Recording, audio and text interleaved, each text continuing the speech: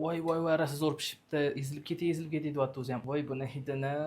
Mantiqasxonda bexili qiyma pishiramiz. Bexini ichi tayyor o'yilgan, ichiga sariyog' solingan. Ana endi qiyma asosiy bo'ldi. Birinchi marta qilyapman bunaqasini. Mazasi rosa qizuv bo'lyapti. Ustini yopamiz. Qiymali beximizni mantiqasxonga qo'yamiz va 40 minutdan keyin tayyor bo'ladi. Qiyma bilan bexa pishdi.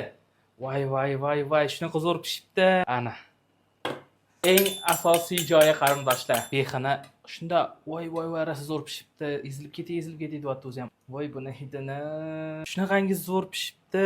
Qiymali bexa. Birinchi marta yeb ko'rishim, qanaqa bo'lar ekan. Bu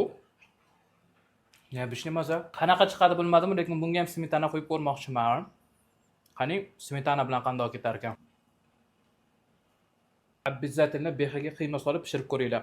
Albatta, qarindoshingizni chin bozor do'konidagi shiringina mantiqasxonchada qiladigan bo'lsangiz, vobshe zo'r bo'ladi. Qarindoshlar, aynan mana shu chin bozor do'konimizdagi shiringina bo'lgan mantiqasxonchamizni narxi atigi 210 ming so'm va albatta bu mahsulotni siz butun O'zbekiston bo'ylab aynan mana shu telefon raqam orqali buyurtma bersangiz butun O'zbekiston bo'ylab yetkazib beramiz yoki o'zingiz eski Chinni bozor 7-qator 16-do'konda joylashgan chin bozor do'konimizga kelib mantiqasxonimizni shundoq o'zingiz ko'zlaringiz bilan ko'rgan holatda sotib olishingiz mumkin qarindoshim.